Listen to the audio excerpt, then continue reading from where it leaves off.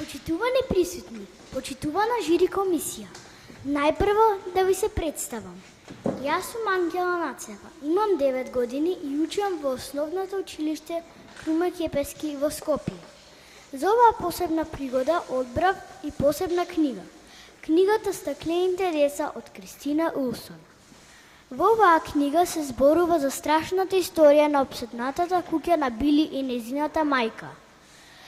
Главни ликови се Били, незината мајка, пријателите на Били Аладин и Симона и тетка Ела. Настаните се случуваат во куќата во која Били се преселила со мајка ѝ. Книгата започнува кога Били и незината мајка се селат во друг град. Тие ќе се вселат во една морничева куќа, прашлива со изтупена боја. Претходните собственици се иселија толку ненадејно што оставиле се зад себе.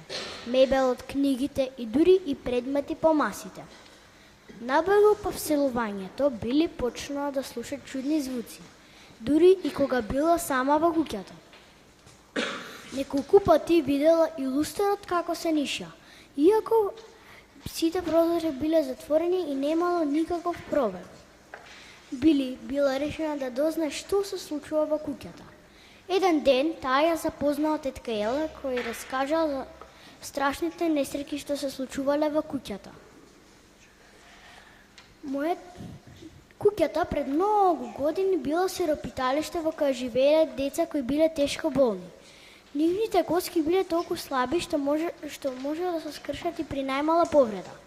Откако било затворено сиропиталиштето, неколку семејства се селеле во куќата, но ниту едно не останало долго во неа.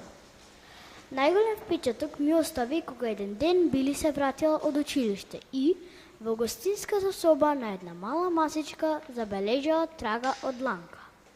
Трагата била премногу мала за да биде од Били или од незината мајка. Били, знаејќи историјата на куќата, веднаш си помислил дека некој ги прогонува. Доколку сакате да дознаете што ќе се случи понатаму, прочитајте ја книгата Стаклените деца од Кристина Улсон.